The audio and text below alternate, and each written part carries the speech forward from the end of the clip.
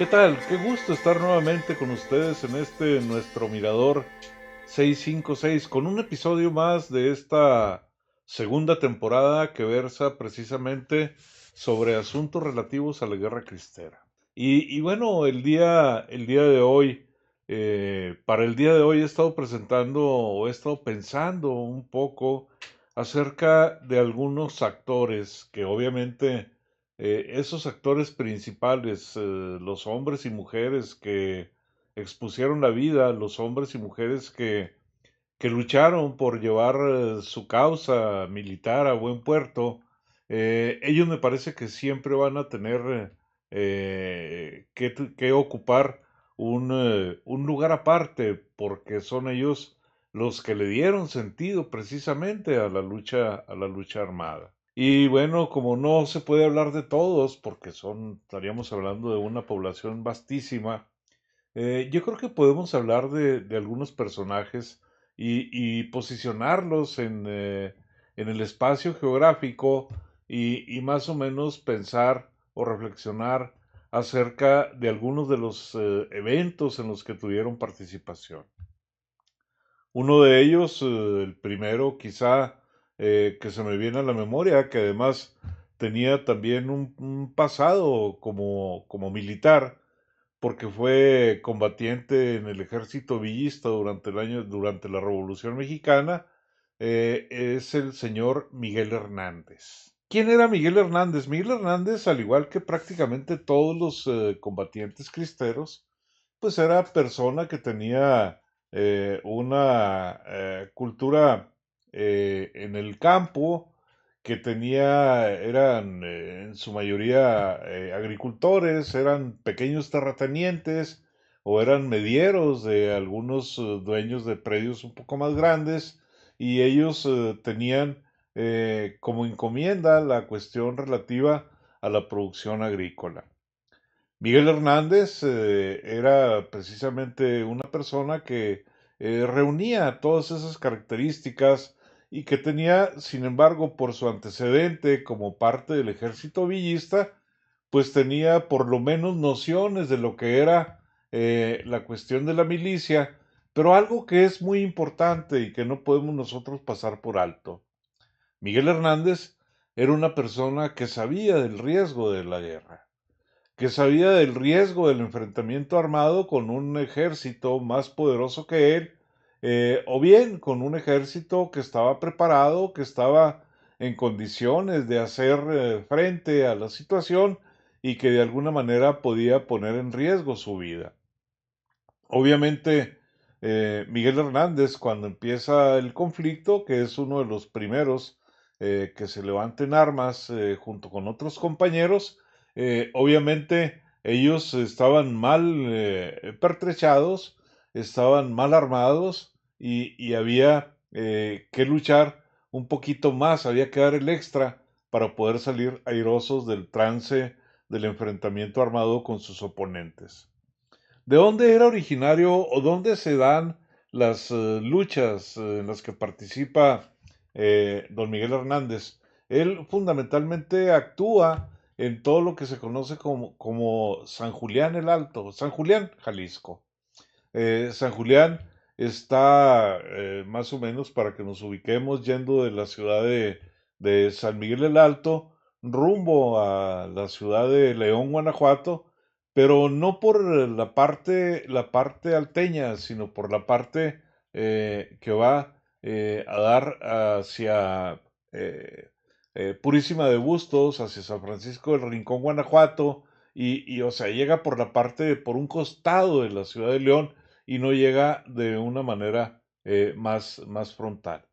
En ese lugar es donde Miguel Hernández tiene sus eventos de bélicos y se convierte en un ícono de la lucha armada en la parte de San Julián, Jalisco. Hay otro personaje que la verdad sí vale la pena platicar de él, y vale la pena platicar de él en muchas ocasiones por todo lo que representó dentro del movimiento cristero. Era un ranchero de un ranchito pegado a San Miguel el Alto, un rancho que se llama Santa María, y él era el señor Victoriano Ramírez. Victoriano Ramírez tenía la característica de que se convirtió en una especie de líder, en una especie de caudillo, en un personaje verdaderamente atractivo para su análisis y reflexión dentro del movimiento cristero. Él tenía un apodo y eso toda la gente lo recuerda y lo relaciona de manera inmediata con el apodo. Recuerdo cuando la primera vez que yo trabajé en el municipio de San Miguel el Alto, llego a la presidencia y me entrevisto con el secretario del ayuntamiento, y cuando le mostré las cartas donde solicitaba trabajar en sus archivos, solicitaba autorización, lo primero que me preguntó esta persona fue: ¿de seguro usted viene a hacer un trabajo de investigación del 14? La verdad es que no. Yo iba con otra encomienda porque todavía no había empezado yo a trabajar lo relativo a Victoriano Ramírez el 14, ni siquiera había empezado a trabajar todo lo que tenía que ver con la Revolución Cristera. Victoriano Ramírez el 14 recibe el apodo precisamente por un evento que honradamente yo pienso que a mí me suena más a fábula, me suena más a mito, que a una verdad real. Sin embargo, la conseja popular, y todo el mundo lo comenta de esa manera, y en todos los libros prácticamente existe de esa manera, se habla de que Victoriano Ramírez el 14 recibe el nombre del 14 porque se enfrentó con 14 policías. Y no solo se enfrentó con 14 policías, sino que además acabó con su vida. La verdad es que me suena mucho como para que sea verdad, porque es muy poco probable, incluso con el tiempo para volver a recargar un arma, y porque las armas de aquella época pues no eran como las de hoy, tenían un tambor con 6 tiros, las pistolas, y los fusiles, bueno, tenían también una capacidad más limitada de posibilidades de ojivas dentro de sus cámaras, y era muy difícil el poder cargar y poder seguir combatiendo con los adversarios. ¿Qué pasa con este señor Victoriano Ramírez el 14, que como les acabo de comentar es originario de Santa María, cercano a San Miguel el Alto, y que bueno, él tiene participación en eventos prácticamente todo lo que tiene que ver con Arandas, todo lo que tiene que ver con San Julián, lo que tiene que ver con Tepatitlán y con San Juan de los Lagos y Jalostotitlán. Toda esa región él estuvo participando, estuvo trabajando, estuvo combatiendo, y él, bueno, es muy recordado dentro de esa zona. Al igual que Miguel Hernández, tiene su vínculo más con la tierra, tiene su vínculo más con el trabajo agrícola, es un ranchero, él es un mediero típico alteño, y obviamente tiene él la misma vocación de lucha que prácticamente tienen una gran mayoría de los salteños o de los moradores de la región de los Altos de Jalisco. Eh, Tenemos un tercer personaje, y este tercer personaje sí tiene una diferenciación muy notable con relación a Miguel Hernández y a Victoriano Ramírez el 14. Me refiero a Heriberto Navarrete. Heriberto Navarrete, que a diferencia de los dos anteriores, él era un citadino, él vivía en la ciudad de Guadalajara. Era un estudiante, si mal no recuerdo, de ingeniería. Obviamente, pues en esa época estaba en una institución de educación superior. No sé si la universidad ya existiría como tal o habría algún colegio donde él pudiera formarse como ingeniero, pero él estaba más bien en otra etapa de su proceso. Heriberto Navarrete se vincula con el conflicto por la relación que tiene con Anacleto González Flores.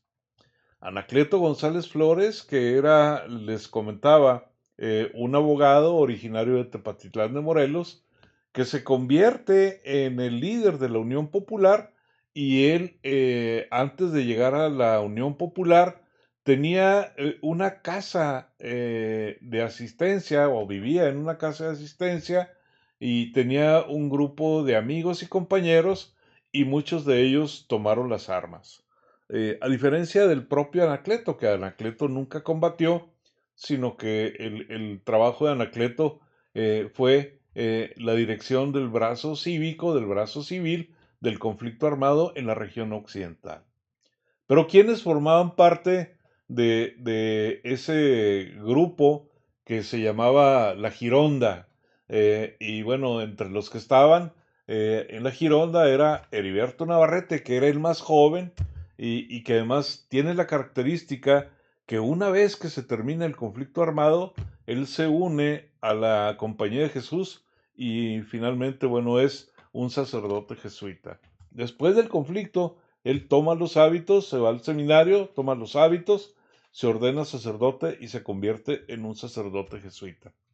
Y otro que estaba también participando en la Gironda y que también toma las armas es el doctor del que yo les hablé, el doctor José Gregorio Gutiérrez Gutiérrez de Jalostotitlán, Jalisco, que era un estudiante de medicina también ahí en la ciudad de Guadalajara.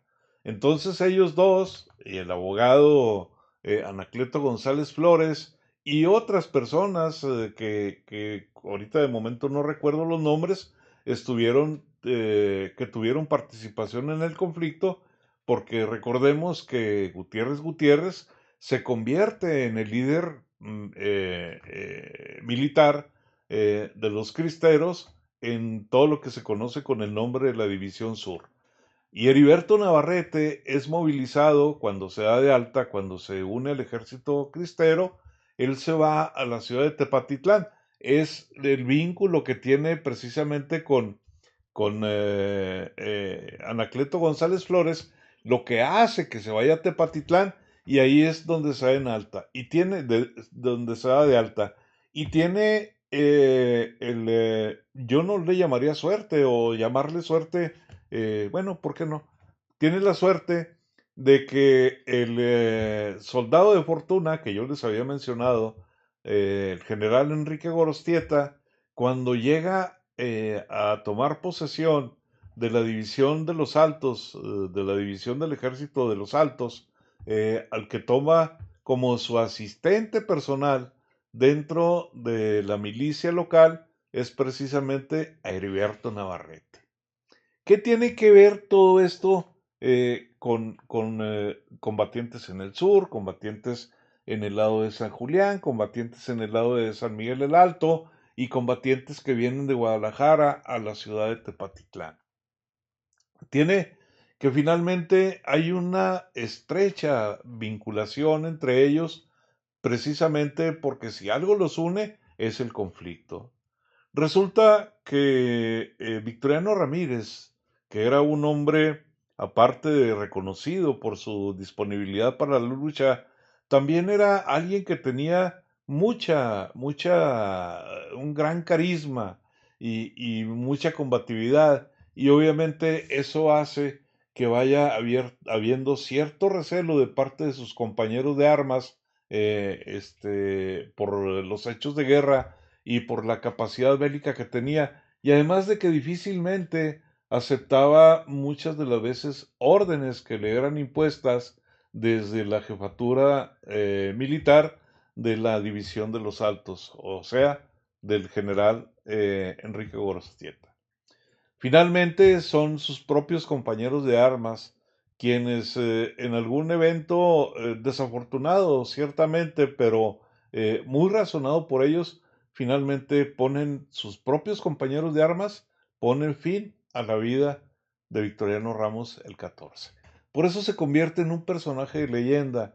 Hay quien dice que era el Villa de la Guerra Cristera y sin embargo lo cierto es que nunca tuvo la oportunidad de llegar a culminar su participación porque muere trágicamente en un conflicto que surge contra sus propios compañeros de armas. estos 5 personajes a los que acabo de mencionar son claves dentro del movimiento en la región sur y en la región de los Altos de Jalisco.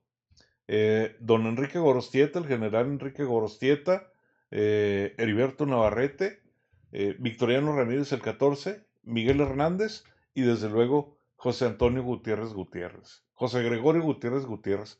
José Antonio Gutiérrez Gutiérrez es otro personaje, pero él es un investigador de la Universidad de Aguascalientes a quien le mando un gran saludo. Y bueno amigos, por lo pronto vamos a dejar este episodio en este momento. Quiero agradecerles su compañía. Los quiero invitar a que se suscriban, a que nos sigan en YouTube, a que nos sigan en Spotify, a que se registren, a que le den un like, a que lo compartan, a que lo comenten. Y a mí, yo con mucho gusto estaré dispuesto para responder sus dudas. Agradezco mucho su presencia, su compañía y espero, amigos, que ustedes siempre tengan un excelente tiempo todo el tiempo.